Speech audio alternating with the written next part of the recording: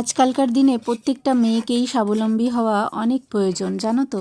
শুধু যে টাকা পয়সা উপার্জন করাটাই লক্ষ্য তা নয়, নিজেকে ব্যস্ত রাখা, সমস্ত খারাপ সময়, খারাপ পরিস্থিতিগুলোকে মাথা থেকে দূরে রাখার জন্যও নিজেকে ব্যস্ত রাখাটা অনেক প্রয়োজন। আর যাদের সাংসারিক একটুখানি অবস্থা খারাপ, তাদের তো অবশ্যই স্বাবলম্বী হওয়া দরকার। কারণ টাকা উপার্জন করতে হবে ভাই, নিজের সংসারকে দেখতে হবে, সবার সাথে তাল মিলিয়ে চলতে হবে, আর নিজেকে ভালো রাখতে হবে। ফার্স্ট প্রায়োরিটি হচ্ছে নিজেকে ভালো রাখা, নিজেকে সুস্থ রাখা, নিজেকে আনন্দে রাখা। সেটার জন্য নিজেকে স্বাবলম্বী হতেই হয়। তো হ্যালো ফ্রেন্ডস, আমি রিঙ্কু। আমার ছোট্ট আশা চ্যানেলে তোমাদের সকলকে জানাচ্ছি অনেক অনেক স্বাগত। এখন তো ভিডিও দিয়ে উঠতেই পারি না, ভিডিও দিই না এখন, এমন পরিস্থিতি হয়ে গেছে। কারণ হচ্ছে আমার পুচুটা এই যে ভিডিওটা তোমরা এখন দেখছো, জানি না দেখছো কি না, যদি দেখে থাকো, যে দেখছো তাকেই বলছি যে এই ভিডিও ক্লিপটা আমার তাও অনেক দিন আগের তোলা, 1 মাসের ওপর আগের তোলা ধরতে পারো। তো ভিডিও এডিট করে উঠতে পারিনি, ভিডিও ছাড়তেও পারিনি।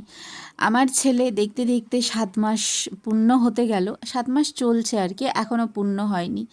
তো তার দুষ্টুমি, তার চঞ্চলতা সমস্ত কিছু সামলে আমি এখন সময় করে উঠতে পারি না, বা উঠতে চাই না, বা ইচ্ছে করে না, সমস্ত কিছু মিলিয়ে ঝুলিয়েই আছে আর কি। তো যারা আর কি নিয়মিত ব্লগ দেয়, তাদের তো একটা মানে টেনশান থাকে যে না, রোজ ব্লগ করতে হবে, রোজ ব্লগ দিতে হবে। কিন্তু আমার সেরকম একটা কি বলবো, ইচ্ছে থাকলেও আমার উপায় থাকে না, এরকম পরিস্থিতি হয়ে গেছে। তো শর্ট ভিডিও আমার চ্যানেলে অবশ্যই আমি দিই, আর কি দেওয়ার চেষ্টা করি, অন্তত দিনে একটা করে শর্ট ভিডিও দেওয়ার চেষ্টা করি। কিন্তু আমার লং ভিডিও আমি করার সময় করে উঠতে পারছি না। তো আমার হাজবেন্ড তোমাদের দাদা আমাকে বলে যে যখন যেটা বায়না করছো সেটাই তো করে দিচ্ছি, কিন্তু তুমি তোমার কাজে ফোকাস করছো না কেন? সেই জন্য তো তোমার আজকে এই অবস্থা। হ্যাঁ, তোমাকে ওয়াইফাই লাগিয়ে দিয়েছি, তোমাকে যেরকম স্ট্যান্ড বলেছো সেরকম এনে দিয়েছি, তবু তুমি ভিডিও বানাচ্ছ না। অ্যাকচুয়ালি আমি বোঝাতে পারছি না যে আর ছেলে হওয়ার পর না আমি পুরো যেন কেমন হয়ে গেছি, শরীরে এতটুকু এনার্জি নেই, এতটুকু কি বলবো, কেমনই যেন একটা লেজিনেস একটা। তারপরে ছেলেকে দেখে নিজের যে চুলটা সারাদিনে আঁচড়াবো না, সেটারও আমি পাই না। তোমাদের কাছে যদি এর কোনো সলিউশন থাকে যে না, চংমঙে হওয়ার যদি এনার্জি ফিরে পাওয়ার যদি কোনো রাস থেকে থাকে, তাহলে আমাকে একটু জানিও, ঠিক আছে? তো দেখো, সকালবেলায় তো উঠে পড়েছি, উঠে রান্নাবান্নার জোগাড়ও করতে শুরু করে দিয়েছি। আর এখানে আমার ছেলেও উঠে পড়েছে, আর ছেলে উঠে পড়ার পর তার পাপা গেছে বাথরুমে, সকালবেলায় বাথরুমে গেছে ফ্রেশ হতে, আর তারপরে এসে ছেলেকে ধরবে, তারপরে আমি বাকি রান্না কমপ্লিট করব। আর আমার রান্না সকালবেলাতেই হয়, কারণ আমার হাজব্যান্ড যে খেয়ে ডিউটি যাবে, আবার খাবার নিয়ে যাবে, তো সেই জন্য আমার সমস্ত কিছু সকালবেলাতেই হয়, ঠিক আছে? তো সেই জন্য সকাল সকাল উঠতে হয়, আর এখন আমি সকালবেলায় একদমই উঠতে পারি না। আর একটা কথা কি জানো তো, যে কুকুরের লেজ কখনো সোজা হয় না। যতই তুমি টেনে টেনে সোজা করার চেষ্টা করো না কেন, সোজা হয় না, কারণ তাদের লেজটা বাঁকাই থাকে। তো আমার লাইফেও হচ্ছে এরকম পরিস্থিতি, যে আমাকে যে মানুষগুলোকে নিয়ে সারাক্ষণ থাকতে হয়, তো আশেপাশের যে মানুষগুলো থাকে, তো তারা এতটাই অমানুষ, এতটাই তাদের অমানবিকতা, মনুষ্যত্বহীন হৃদয়। তো তাদের সামনে দেখে না আরও যেন আমি মানসিক দিক থেকে ভেঙে পড়েছি। ইচ্ছে করলেও কিছু করতে পারি না, ইচ্ছে করলেও নিজেকে সেই রকম ডানা মেলে ধরতে পারি না। তো নিজেকে গুটিয়ে নিয়েছি বলতে পারো তোমরা, গুটিয়ে সুটিয়ে একরকম একটা জায়গায় গুটিয়েই থাকি। কিন্তু এটা ঠিক নয়, এটা মানুষকে আস্তে আস্তে ডিপ্রেশনের দিকে নিয়ে যায়, বা শরীর খারাপ হয়, বা আরও অন্যান্য নানান রকম ডিজিজ তার শরীরে দিয়ে দেয় এই পরিস্থিতি। কিন্তু আমি নিজেকে সামলাতে পারছি না, কি করব বুঝতে পারছি না, কি করব বলো তো। মানে আমি চাইছি যে না, এবার শরীরটাকে ফিট করব, এবার নিজেকে ঠিক রাখবো, নিজেকে ফ্রি মাইন্ডের মানুষ হিসেবে তৈরি করব, সমস্ত দুঃখ কষ্টগুলোকে, সমস্ত মানুষের অবহেলাগুলোকে দূরে রাখবো। কিন্তু না, পারি না, জানো তো। সবাইকে ভালোবাসা দিতে চাই আর বিনিময়ে একটু ভালোবাসা, একটু সম্মান পেতে চাই, এইটুকুই তো আমার চাওয়ার। তো সেটুকু আমি সমস্ত সময় অবহেলিত। তো ইচ্ছে থাকলেও তো অনেক কিছুতে উপায় থাকে না, না। তো সেই জন্য কিছু করার থাকে না, সহ্য তোমাকে করতেই হবে। আর সামর্থ্য না থাকলে সেই জিনিসগুলো থেকে রিকভারও হওয়া যায় না। হয়তো রাস্তা আছে, রাস্তা অনেক আছে নিজেকে সমস্ত কিছু থেকে দূরে রাখার, কিন্তু ওই যে সামর্থ্য যে নেই, সামর্থ্য তৈরি করতে হবে আগে, তবে সেই সমস্ত জিনিসগুলো থেকে মুক্ত পাওয়া যাবে বা মুক্তি পাওয়া যাবে। আমি কি বিষয়ে কথাগুলো বলছি তোমরা হয়তো বুঝতে পারছো, বা হয়তো যারা বুঝতে পারছো না তাদের জন্য নিশ্চয়ই আমি পরে বলবো। শনিবারের দিনকে রান্না বান্নার তো সেরকম কিছু থাকে না, কারণ তোমাদের দাদা না পনির ফনির এটা সেটা খায় না। তো সেই জন্য আজকে যা রান্না করছি সেটা তোমাদের সাথে তো শেয়ার করা হলো না, আগে বলেছিলাম যদিও। তো আজকে তরুলি আলু ভাজা করছি আর ভেজ ডাল করছি। আর পলতা শাক নিয়ে এসেছিল তোমাদের দাদা মানে কিছুদিন আগে, তো সেটা পড়েই আছে। তোমাদের দাদা বললে আজকে আমাকে পাতাটা ভেজে দিও, আমি ওটা দিয়েই ভাত খেয়ে চলে যাবো। তো এখন আমি ডালটা বসিয়ে দিয়েছি, মানে ডালটা সেদ্ধ হয়ে গেলে সোমবার দেবো, মানে ফোড়ন দেবো। আর এদিকে তরুলি আলু ভাজা হচ্ছে। বিছানা টিছানা কিচ্ছু তুলিনি, সকাল থেকে এই চলছে ওটা থেকে। তো এই যে দেখো তরুলি আলুটা ভাজা। আর তরুলি আলু ভাজা খেতে কিন্তু বেশ লাগে, জানো তো। মানে আমার যদি একটু তরুলি আলু ভাজা আর একটুখানি ঘি আর একটা কাঁচা লঙ্কা হয়, হেভি লাগে খেতে। আর ভাবছি একটু আমরা চাটনি করবো, কিন্তু জানি না সময়ে কুলোতে পারবো কি না। যদি সময়ে কুলোতে পারি তাহলে করবো, নাহলে করবো না। আর এখানে দেখো ডালে আমি সব সবজি টবজি দিয়ে ডালটাকে ফোটাতে বসে দিয়েছি, এগুলো সেদ্ধ হলে তারপরে ব্যাস ফোড়ন দিয়ে দেবো। আর এই যে তোমাদের দাদা নিয়ে এসেছিলো পলতা শাক, তো এটা কি খালি পাতাগুলো ভাজা করবো কি আমি জানি না, চলো মায়ের থেকে জিজ্ঞাসা করি, আমি এটা কোনোদিন করিনি। তাই শুধু পাতাগুলো নেয় আর ডাটিগুলো ফেল দেবো? হ্যাঁ, আবার কই কচু আনবে করবে, এমনি কতদিন এনেছে শুকিয়ে গেছে দেখো।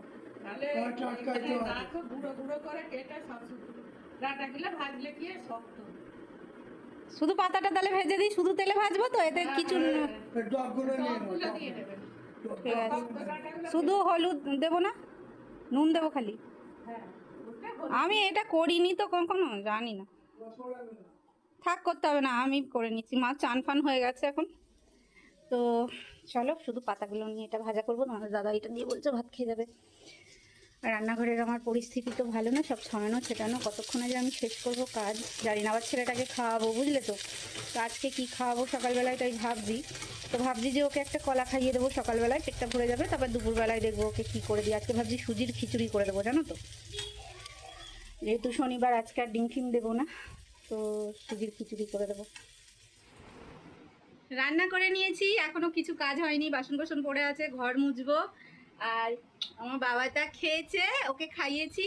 আমাদের দাদারও খাওয়া হয়ে গেছে, আর টিফিন রেডি করে দিয়েছি, ঠিক আছে। আমাদের দাদা এখন ডিউটি যাবে, রেডি হচ্ছে। আর আমার বাবা এই যে ঘুমোচ্ছিল, ওকে টেনে তুলে ওকে কলা খাইয়েছি। কি খেয়েছো বাবা তুমি? কি খেয়েছো? এদিকে তাকিয়ে বলো। কলা খেয়েছো? আর কি খেয়েছো? খেজুর। খেজুর আর কলা খাইয়েছি ওকে সকালবেলার টিফিনে। তারপর দুপুরবেলায় দেখবো কি করে দিই, ঠিক আছে। ছেলে আমার পাপার কোলে চলে গেছে, ওকে ঘুরতে নিয়ে যাবে, ভাবছে পাপা জামা কাপড় পরছে, ওকে ঘুরতে নিয়ে যাবে। আমার কোল থেকে হাত বাড়িয়ে চলে গেল, জানো। এখন বুঝতে শিখেছে তো একটু একটু, এই হচ্ছে ব্যাপার।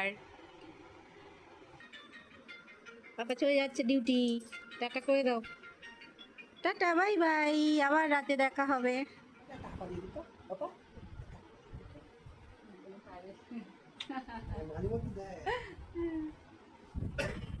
চলো, তোমাদের দাদা ডিউটি চলে যাচ্ছে। বাবুর বিয়ে, টিকটিকিতে ঢোলক বাজাই টোপর মাথায় দিয়ে, ফড়িং বাবুর বিয়ে।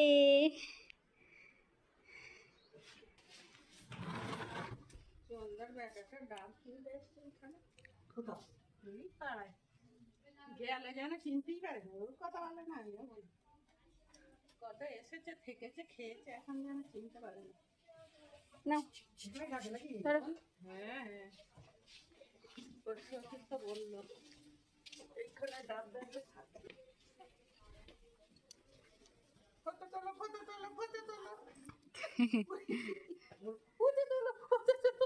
হাওয়া নেই নাকি? ওর বাবাটা এতে মরে পড়েছিল, হ্যাঁ, সে আবার পুলিশ ওর বোন বলছে, ওর মাঝে মধ্যে ফোন করে। হ্যাঁ, হ্যাপি সন্ধ্যা ফ্রেন্ড, সন্ধ্যেবেলায় চলে এলাম। আর দুপুরবেলায় আজকে আমি অনেক পরে খেয়েছি, ছেলে ঘুমিয়েছে অনেক লেটে, তারপরে খেয়েছি। আর যখন খেয়েছি তখন আমার ক্যামেরা অন করার কথা মনে নেই, আমার কিছু মনেই থাকে না। এই দিমাগটা পুরো একদম খালি হয়ে যাচ্ছে। কার জন্য জানো? এই যে তার জন্য দায়ী হচ্ছে, এই যে তার জন্য দায়ী। দেখেছো আমার ঘরে চেয়ার আছে, দেখেছো? ওর জন্য আমার মাথা থেকে সব আউট হয়ে যাচ্ছে। তো যাই হোক, চলো রাত্রিবেলা খাবারটা বানাচ্ছি। ছেলে কিন্তু খুব দুষ্টুমি করে, তো ওর জন্য আমি কোনো কিছু করে, বাবা এদিকটা সরেছো, তোমার তো দিয়ে আবার বিশ্বাস নেই, কখন আবার ঘোড়া দিয়ে দুবুস করে নিচে পড়ে যাবে। তাকিয়ে দেখছে, দেখো না। তো রাতের খাবার বানাচ্ছি আমি, ছেলের জন্য খাবার বসিয়ে দিয়েছি। তো চলো কি বানাচ্ছি তোমাদের দেখাই। বাপরে বাপ, এসি চলছে, বাইরে কি গরম। তো এই যে কুকারে বসিয়েছি ছেলের জন্য খাবার, ছেলের জন্য রাত্রিবেলায় খিচুড়ি বসিয়েছি, সবজি দিয়ে খিচুড়ি খাওয়াবো। আর এখানে হচ্ছে তরকারি হচ্ছে, আলুর তরকারি হচ্ছে, রাত্রিবেলায় পরোটা বা লুচি যাই হোক করবো, সেজন্য আলুর তরকারি বসিয়েছি।